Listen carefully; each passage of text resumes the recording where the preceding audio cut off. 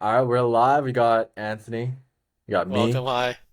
What's up? What's up? So today, man, let's talk about sales. Obviously, you've been doing sales for a long time. You closed the sale for us today. But I just want to kind of talk about this one specifically because you brought up a lot of good points about sales process and specifically proof. So, why is proof important in sales?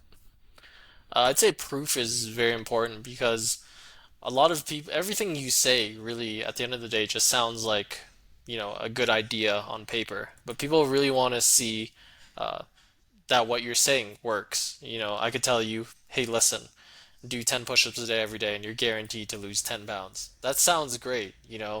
And exercising is good for you. But at the end of the day, you want to know, who this has worked for, who's currently doing it, and how I can, if I give you $10,000 to give me that advice, how how confident can I be that doing 10 push-ups a day is going to cause me to lose that weight?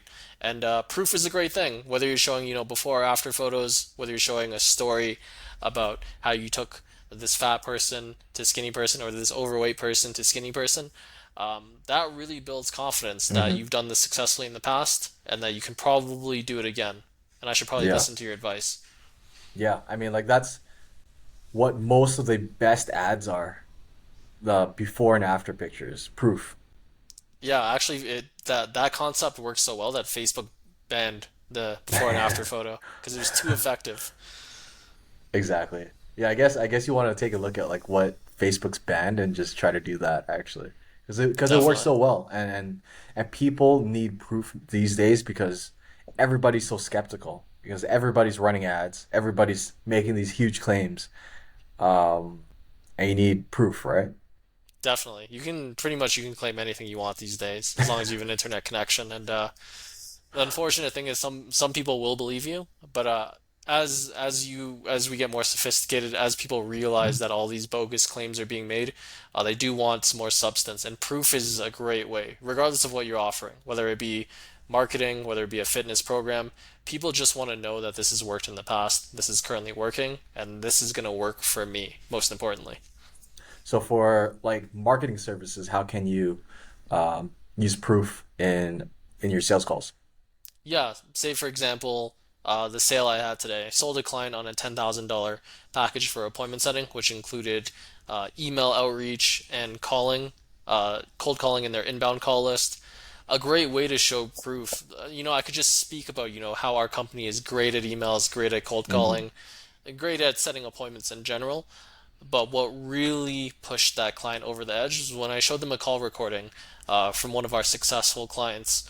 And that the call I showed them was a call that led to a closed deal. And Hmm. so what I did was first I talked about the concept. Okay, great. Now they're in a point where they're like, okay, this sounds good, but how do I know that this doesn't just sound? How do I know that this is going to work for me? And I took it one step further. I showed them on a screen share the call recording because we log all the calls in our CRM. And then I just played it. I briefly played it. I blurred out sensitive details, including the company and client name, stuff like that. But pretty much they could see the A to Z process of how that client was contacted, how interest was piqued, and pretty much how the sales call was set. And that right there is proof in the pudding. And if they could see a live example of that, uh, it just builds that much confidence. And once that client saw that, you could tell the tone in their voice changed from like, you know what, I don't know if this works for me to, like, how do we get started? Literally at the end of that call, he was like, okay, so like, how do we get started? And the Yeah. proof was really what changed it there. What are some other ways of showing proof? Showing proof is could be a client testimonial. If you have, Hmm. the more well known the client, the better. Um, so if you have people saying great things about you online, that's a form of proof. If you have case studies with references, meaning I can tell you a story about how we helped a client close $100,000 in new revenue uh, by implementing our cold calling process. This is the company. This is where they're at. This is what we did. This is where they're at now. On top of that, if there's a reference to call, meaning I give you a phone number, hey, speak to them and don't hear it from me, hear it from them yourself. And then there's also a video testimonial. At that point, it's almost irrefutable what you did. And then it's just a matter of, Are they in the same industry? Will this apply to me? But that right there, that's huge proof of concept. Was it Gary Bencivenga that talked about proof? I think you mentioned that's Yeah, what Gary, the main thing you got I from. I learned that when I was going through a copywriting course. I heard of this guy Gary Bencivenga, and he was Yep. talking about Otis. It's this thing. It's an Mm, elevator stopper. And so back in the day, nobody wanted to use an elevator if the building was taller than like 3 stories, because they were scared that the rope on the elevator would give way and you would just plummet to your death. yeah. And so everybody, any building over three stories high, they wouldn't even have an elevator. People would take the steps. But this guy came up with this thing called the Otis elevator stopper, and he guaranteed that if the elevator string snapped, that would hold the elevator in place, keeping you there, preventing you from dying. And he did a live demonstration where pretty much he was in an elevator and he had a guy chop the wire, and once everyone thought, "Oh my God, this guy's gonna die! What are you doing?" So everybody crowded around, and as soon as the guy chopped the wire, the elevator stopper worked. The Otis thing worked, and then after that, everyone saw that the elevator didn't drop. He was okay, and elevator sales skyrocketed. Everybody started using elevators. Anything past 3 floors, people just weren't scared anymore. Now, had I just had that guy just come to you and said, "Hey, this thing works. Like, Yep. pay thousands of dollars for my elevator stopper," people be like, "No, man, I'm okay with that." But after he showed proof that his new invention worked, it was irrefutable. People just lined up to buy it. Every elevator has, if not by that company, it has that mechanism in place now in case your elevator fails.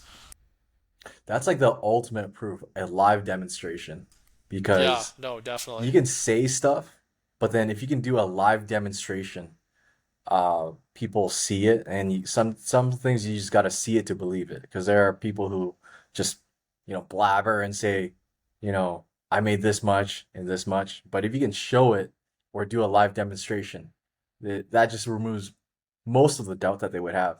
That's kind of like what Frank Kern says, actually. It's like a live demonstration. If you can take somebody from here to there and show them and do a live demonstration, it doesn't matter how much it costs. If you can show them like 100% proof, you've got a sale.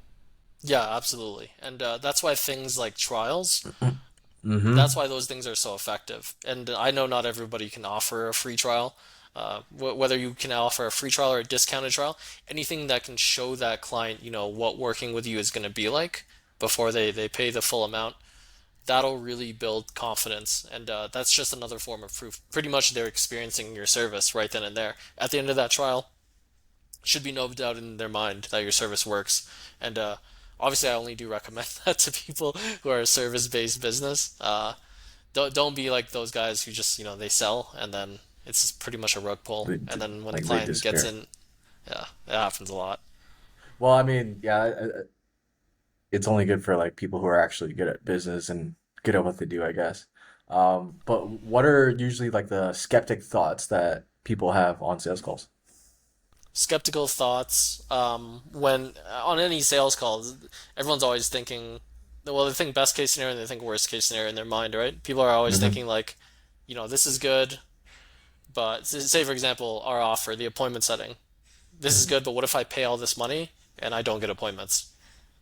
Now that's always running in the back of your mind. Sure, it's easy to think, what if I book you 20 appointments, your ticket price is $5,000 and I help you sell 10 out of 20. I just help you make an additional $50,000. That's like optimistic thinking. You will run into people that think that, and generally they're very fast wrap up.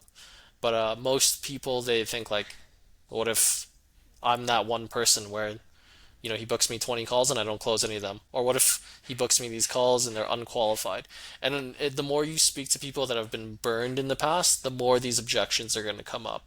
Um, Normally, if you're lucky, you'll run into somebody who wants to try it out for the first time, and those guys are very easy to convert. But most people have probably been burned. Unless you have like a completely new offer, people have probably been burned in the past by similar people in similar Yep. industry, in the same industry as you, and you will have to come up with that objection. You will have to handle that objection of, what if this doesn't work? And the more things you can put in place to guarantee success, the more likely your client is going to feel at ease. Say, for example, if you're doing appointment setting, you can guarantee a minimum number of set appointments or you work for free. If you can do a money back guarantee, that's probably the best That's probably the best way to ensure that people have their objections handled, because it's either you get X results or your money back. That's an insane offer. Don't know many people that can do that, but if you can offer that, I highly recommend you do that. Yep. I was actually on two sales calls today with actually two guys trying to sell me something just to kind of take a look at their sales process. And the first guy, that call went very well. Like I think he did a very good job at sale with proof and sharing results. His sales process was good. The second guy, I'd say, wasn't very good at all, and that was the main thing he was lacking, actually, just proof. The first offer had, a bunch of guarantees, results. Asked him some questions about client results, case studies. The second guy, I asked him those same questions, and he could barely list anything. Like he just basically didn't have any sort of case studies I could share It's with just me. like deflecting. Yeah, he was Yeah, that was a thing. He was just deflecting a lot of those questions. Yeah, and anytime you're on a sales call, it's just kind of like rule of thumb. If somebody can't show you case studies, if people can't talk about previous successes, or if they can't point you to anybody who has something good to say about their company, either they're going to tell you up front that, hey, we're a new company, we're still trying to prove our concept, Yep. which at least they're honest. I would still be very skeptical of that though. I would not want to be somebody's guinea pig to prove a concept. Yeah. But it's either that, or, unfortunately, they probably aren't being truthful about the results they can provide you. And Yep. I would highly advise to not proceed. You don't want to rely on this, but having somebody you can refer to, like a previous client, is great. Just like Matt, who we've actually had close a few of our sales when people just had some extra questions. They asked some referrals. Yeah, definitely it's not good to rely. You don't want to just be like, "Hey, call my reference," like in the middle of the call, unprompted. You want to have that there in your back pocket if they're skeptical, they're like, do you know anybody I can talk?" If they ask for it, that's when you should give it out. You shouldn't prompt them to call your reference. Yep. Another form of proof too. You mentioned just a little bit about our offer. Like the main thing that the people that we talk to want is basically a calendar filled with qualified appointments. So how did you use proof there on that sales call to close that 10K client?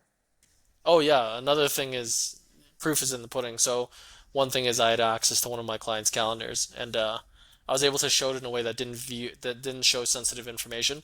I was able to share my screen and just show that their sales reps consistently have a booked calendar, and it was irrefutable there. I mean, some could say I faked a calendar, but just to share my screen and pull that up on the fly, um,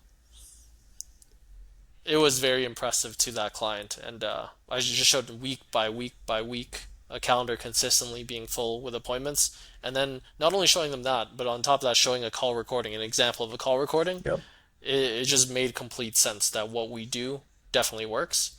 Now it's a question of, do you want to implement this into your business or not? exactly. Because we can say, hey, we'll book you 40 appointments, qualified. They're interested in your services. But I'm sure when you showed him that calendar with 40 appointments, that had a bigger impact. Oh, definitely. Everything I was saying, like explaining the process, just sounded good on paper. When I started showing clients that we're doing this for, results, talking about, how many deals they closed this week, what they have in the pipeline, and kind of even showing Slack messages with show up rates, like a 65% show up rate. One deal funded, that was an AOV, a revenue, a deal size of $25,000. Yep, That really hits home to people. exactly. All right. So if you are interested in closing more deals for your company, obviously check us out. But if you want to close more deals for yourself, definitely use more proof in your marketing and sales, and you'll see more conversions.